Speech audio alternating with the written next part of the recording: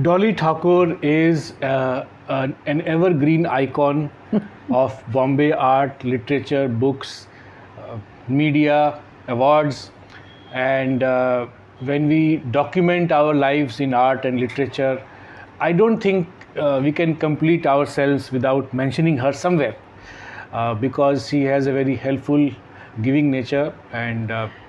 Well, let me when you're 80, almost 82 years old, it's not difficult to become an icon. Because I've lived long enough and I've done so many things. And it's wonderful the number of young people who know who I am, and therefore I get recognized and acknowledged. And it makes you feel very good. You are a very subtle kind of an iconoclast. You started working when women were not working at all, and you started working in films when it was a very taboo thing. Okay, but your name is Tarun. Yeah. I call you Tarun. Is Yes. it all right? Yes. Tarun, look, I come from a generation when there were not very many women doing anything. Yeah. There was Aruna Asaf Ali Beg, or Aruna Asaf Ali, and there was, of course, Indira Gandhi, but there were Sucheta Kripalani. Of course, I didn't belong to a politician class or anything. But I come from a family where the women were very strong. All women worked. I didn't come from a Birla, Ambani, Adani kind of family, but we all worked, and very middle class, but we were very proud of what we did. So that kind of independence has obviously been learnt by me and passed on in the family, and everybody, all of us do that. Like the ecosystem of your house was such that. That's right. Yeah. But at the same time, you have always, done new things which have been a little bit ahead of times.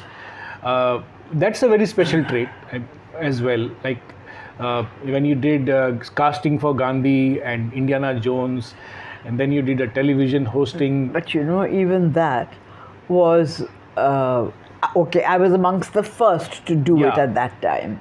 But it was so long ago. But look where the woman has gone today. Yeah. I mean, I don't know whether that woman from the moon has come back as yet. What was her name? Kalpana Chawla. Yeah. Chawla. But look, I mean, look where the Indian woman has gone. The foreign women were somewhere there already or were doing things. But the Indian woman today, the topmost lawyers, the topmost writers, they're all women. And that brings us to Population First, your NGO that serves women. You've been doing Laadli Awards through it. You've been empowering women in various ways. What started you off the Population First idea, and it's endured so long? No, okay. A Population First came much later, but let me tell you that if you say you've read my book, then at the age of 10, 11, we lived in an Air Force camp which was carved out of 26 villages in Kanpur. It was a village called Chakeri. Yeah. The Air Force station was called Chakeri. My father was in the Air Force. Yeah, and during the summer holidays, all our attendants and servants and domestic people, and in those days we used to have 5 or 6 domestic people, whether they were Malis or Dhobi or whatever, and they all came from these villages. The men worked, the women didn't. So at the age of 11, 12, or every summer holiday I used to disappear. My parents would go to sleep. Air Force Wala, the great ones, would go to sleep in the afternoon. So they'd go to sleep and I would escape and go into these villages. And in those days, the villages were not dirty. There was no plastic. It was all beautifully clean. Wow. So I didn't have to teach them cleanliness or anything like that. Revealing. And but there was no education. So I used to go there to teach them even I didn't know RREE at that time, but whatever RREE and ABC. And I used to have such a lovely time with those children for an hour and a half, 2 hours that I was there. And their houses were spotless, their bartans were very clean, there was no plastic around. But it was only in the holidays that I used to do that. And then, of course, we got transferred from there. But I've always wanted to do social work. But the social work, the women that I knew, like Aruna Asaf Ali, like Tara Ali Beg, they all came from fairly well-to-do families. So they used to arrive in their big, long cars and wait. The drivers, the chauffeurs would open the door. And I always thought that you had to be very rich to do social work. So when but I've always wanted to do social work. It's a very important issue you have brought up, in fact. There are so many people want to do social work and they feel that they can only do it if they have the means, they have the time. Exactly. And then I went to London and I worked with the BBC. But somehow social work has always been important to me. I returned from there, and 19th of November 1971, the children's complex on the Bandra Mahim corner was being inaugurated, and Indira Gandhi had come to inaugurate it, which was 19th of November, which is her birthday. Yeah, her birthday. And so I had just arrived from England. I hardly knew anybody, but I was in advertising, and I used to do radio programs, radio announcements and things. And so standing next to me was a tiny little lady, and so I turned to her and I said, what do you do? And she turned to me and said, what do you do? And she said, I'm a social worker. I said, social worker? I've always wanted to do social work. And she said, really? What do you do? And I told her that I was in radio and I was in advertising. So she said, give me your phone number, I'll get in touch with you. None of us had phones in those days in the house. But my neighbor downstairs, Sham Berigal, was the only one who had a phone. So I gave them Sham Berigal's number, and 3 days later, I get a phone call. The servant came up and said, there's a call for you, come down. So I went down, and she said, Dolly, were you serious about social work? She said, talk like that. Oh, wow. So I said, yes. She said, I'm going to Lonavala, which is where we've got some project on. Would you like to come? So I said, of course I'd love to. And I went. Now, Dr. Zuli Nakhuda had passed out from TIS, the Tata Institute of Social Services. And the project they'd given her was to look after 10 underprivileged children, orphan children or underprivileged children. But none of us had houses like what the ministers have and things, and she lived in Usha Sadan in Kulaba Causeway, Kulaba Woodhouse Road. She had a tiny little house and she couldn't keep 10 children. Luckily, her friend was a lady called, I think her name was Kumud Bhosle or something, Kumud Bhave. And she owned a cottage in Khandala. And so she said, Zuli, till you can get a place for this person, why don't you bring the children here? So Zuli took the 10 children to Khandala, and she had a veranda. So these 10 children, from the age of 3 or 5 till 8 or 10, they would sleep in the veranda, they would cook in the veranda, they would eat there. Opposite Mrs. Bhave's house was the Khandala Public School. And there was which was a public school, all the rich Parsis used to go there.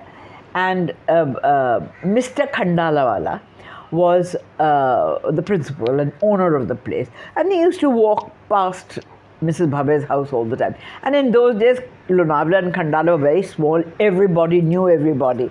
So he saw these children And after, say, observing them for a week, he stopped there. Said, Mrs. Bhave, who are these children? I see them eating here, bathing here. And Mrs. Bhave told him the story of Zulina Khuda and that he said, look, I've got 10 acres of land by the Bushi Dam. You can have that for the children. Wow. We couldn't believe it. So, and we got 10 acres of land, but there was only land. There was nothing on it. So Zuli and I went, after she got to know me, we went there. We wanted an architect, so we went to Laurie Baker, who was in fact an Englishman married to a Malayali in Trivandrum. And his expertise was making houses for underprivileged people, and using the local material. And in fact, he'd built for the Ethiopian famine. He'd built for them, and so we got in touch with him, and he said, "Look, I'm not coming to Bombay, but I've got somebody. I'll design it. You get it done and build it by somebody else." So we approached the people in Khandala, and who designed this place. And the first monsoon, it was built back to front, and the whole thing got flooded with water. And there were only these 10 children that we had. And we said, now what to do? I had an architect friend, in fact, Anil Tharkar, whose name people know. And Anil Tharkar was a civil engineer. I thought he was an architect, but he was a civil engineer. I got in touch with him, and he said, look, Dolly, I'm not an architect, but I've got a friend who's an architect. And Yashwant Das and Lalita Das had just come back from MIT in America, and they were architects. So we got, and they had started the Town Planning Institute in... It gives a very interesting sense of history. You've told us how you started up in those days. That's right. And but wait, this is not the end. Let me just finish. So, because when this thing got washed out, the rains, etc., I rang Anil. Anil put me in touch with Yashwant and Lalita. They came with me to Lonavala. They saw the place, and they built troughs on the side so that the rainwater could collect there and go on. And from there, we grew to 5 cottages, plus a primary school, plus a hospital, and each cottage had 10 children, and the mothers who looked after these children were again from deprived homes. They were either reformed prostitutes, or they were abandoned women by their husbands and villagers. So it was wonderful because we had 5 cottages. It's now grown, it's grown quite big. And that's how my interest in social work started. Now, we had these cottages, but we had no furniture. We had no bedding. We had no bartans. So, but I had already established my name on radio, and as so I got in touch with people at the Taj and the Oberoi, and they gave me bed sheets, pillows, mattresses, and we furnished Antar Bharati Balgram. It's called Antar Bharati Balgram in Lonavala with all this. With the best of. So that's how we started the. And it's a very interesting part of history. Anil Tharkar as a civil engineer, as a possible architect, and what we know him as is a organizer of literary events. Yeah. So I think one lesson to learn is, as we there are lots of stories I'm full of, because it's amazing how many people have helped and come forward, and you don't even remember who all have. No, I remember everybody. Yeah. I have a terrific memory Yeah. for those days. Those days. Now, because I'm 82 years old, it's going a little bit, How do you, the one question that also comes to my mind is health. Like your health is like exemplary. You're always out there, you're always active, and people maybe half your age are half awake. They're too half, bad. Yeah, I'm not I mean, concerned about yeah. that. So any tips I like- don't. I used to smoke. I used to smoke 40 Rothmans a day, Wow. and but then once the relationship that I was in broke, I couldn't afford 40 because I had to look after myself, and so I gave up smoking. And it's amazing. I went, and how did I give up smoking? That's another story that your listeners Yeah, need to we know. know, yeah. I used to go to plays, and in the interval come out and light my cigarette and stand there and smoke because I was alone. I didn't have a partner with me anymore, and at that, but the cigarettes were 150 rupees a day. I used to smoke, and I That couldn't was a afford that. huge money at that time. At that time, I couldn't afford that. I went to Delhi for a project, and I smoked my last Rothman at about 7 o'clock in the evening. I was staying at the Taj, some fashion show or something that I'd gone for. So I promptly rang room service, and they sent me Gold Flakes and India Kings. And now I don't mix my cigarettes because my voice is my fortune, so I don't mix cigarettes. I stick to one brand. And but unlike Bombay, in Delhi you couldn't step out and buy Rothmans anywhere. So I didn't smoke it was the 31st of July, I'll even tell you that. So I didn't smoke that day. On the 1st of August, we came back to Bombay, but the flight was I landed at about 9:30. We were driving past, I was in a taxi, and I was driving past Kalanagar, where Bal Thakore stays. And I told the taxi driver, "Roko, humko cigarette lena hai." But at that kiosk, there were very hefty-looking Books. Sena types, which meant that you were going to invite trouble. And remember, I'm talking about 1986 by then. Yeah. And so I was a young woman. I mean, now nobody look at you, but at that time I was a young woman, and they would. So I told the driver, "Ke nahi, ghar chalo." So we came, and the first thing I did on the 2nd of, so I hadn't smoked For 2 days. 26th night, 31st night, 1st August, and on the 2nd, first thing I did was to pick up the phone to ring my supplier. I used to get a carton. He came and said, and then I suddenly said, I've gone 36 hours without smoking. Let me try. And I've never smoked since then.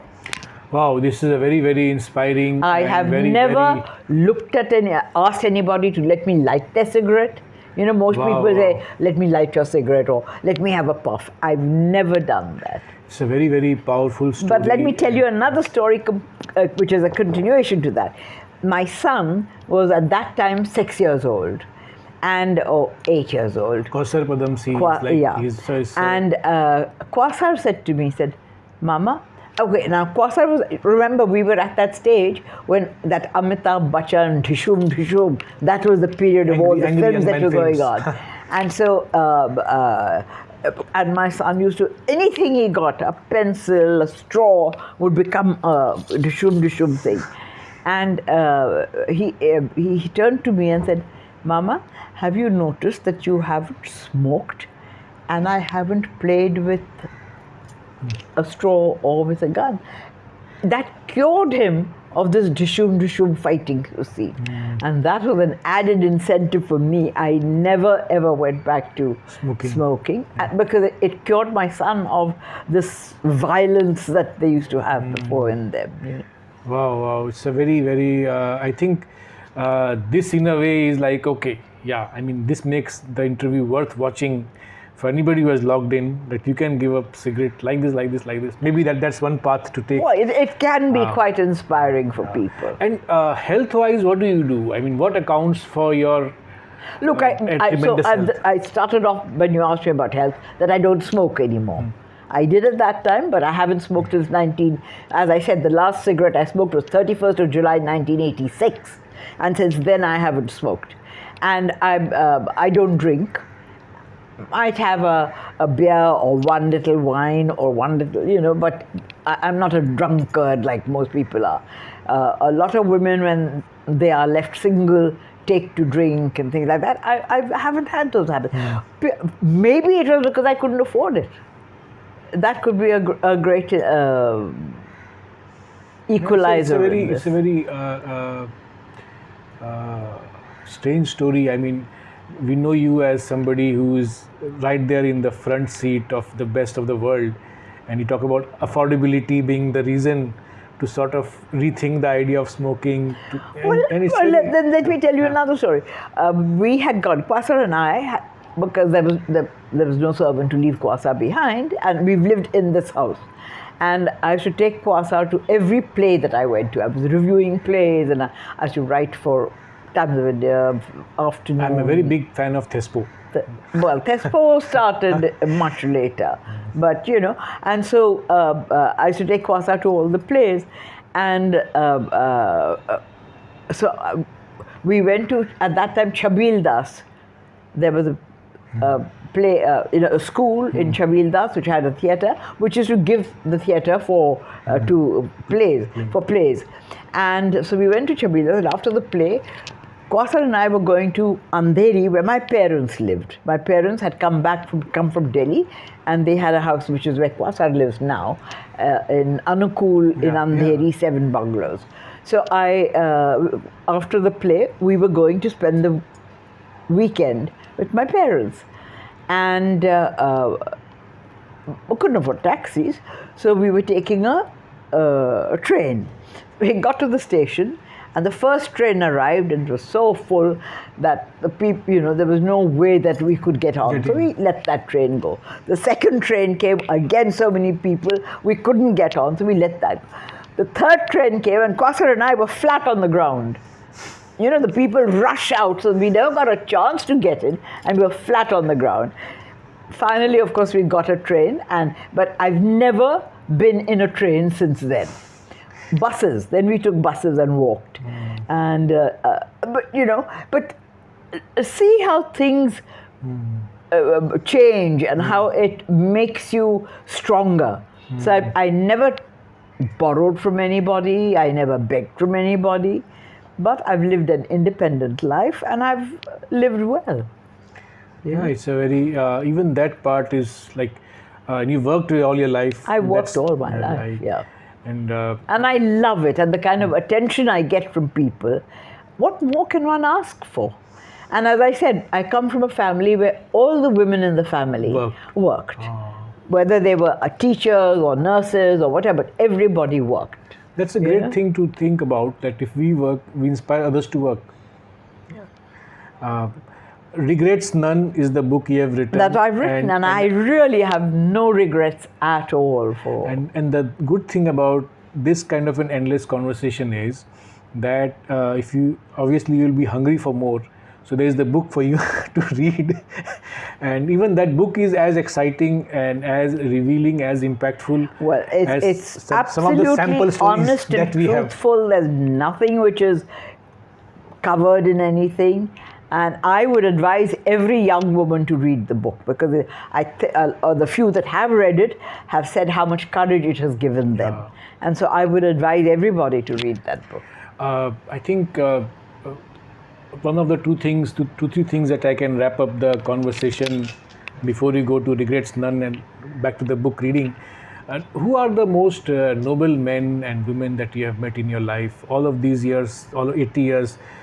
Sometimes we feel that there is no kindness in the world per se. But no, I think everybody that I've met has had some kind of an influence, and I've been influenced by them. But there's no one person that I would. But look, I've traveled on a plane with Indira Gandhi sitting next to me, and Indira Gandhi asking me, "Who makes your cholis?" So Rajiv Gandhi, when it was the start of the French, in those days the Indo-French festival was opening. So the opening was in Bombay. We were at the Tata Theatre, and I was doing the comparing of the whole thing on Doordarshan. And suddenly, one guy came and put his hands on my shoulder. I looked at him, and I didn't recognize him because he was a college friend of mine who, when he was in Oxford and I was working for the BBC in London, we had gone to the Christchurch ball together in London. And and he gave me his card, which said Aftab Seth. Because they were, this is Roshan Seth's brother, younger brother. Roshan Seth, who played Nehru in my Gandhi film. So I said, and then I said, what are you doing here? And suddenly in front of me, I had the monitor there at the Tata Theatre, and suddenly in front of me was Rajiv Gandhi.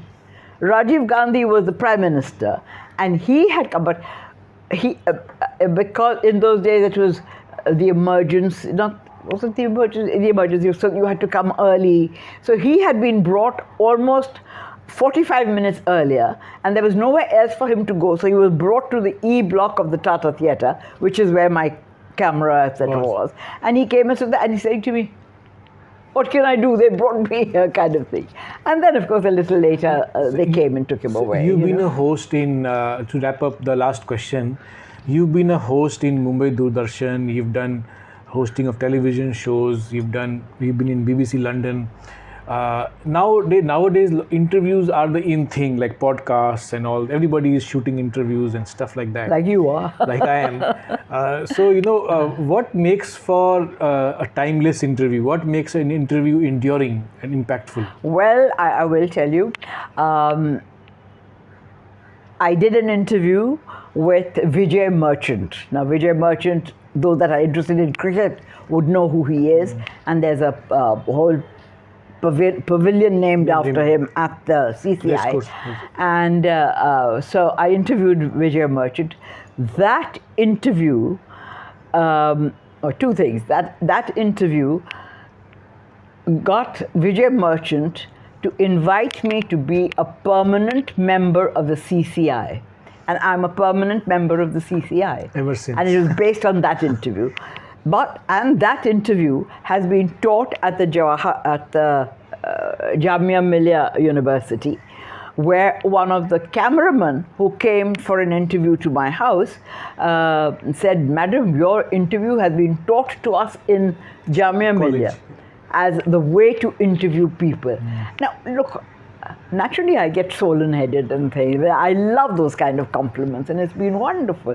So that is why my book is Regrets None. Everything I've done has been acknowledged, recognized, and things have happened, So I think we'll wrap up this endless conversation. But let me tell you, the ending was very, very humble, because there is much more to Dolly Thakore than meets the eye. She's done a lot more, and she, I think no amount of recognition will be enough in my mind. You're very kind. Thank you very much.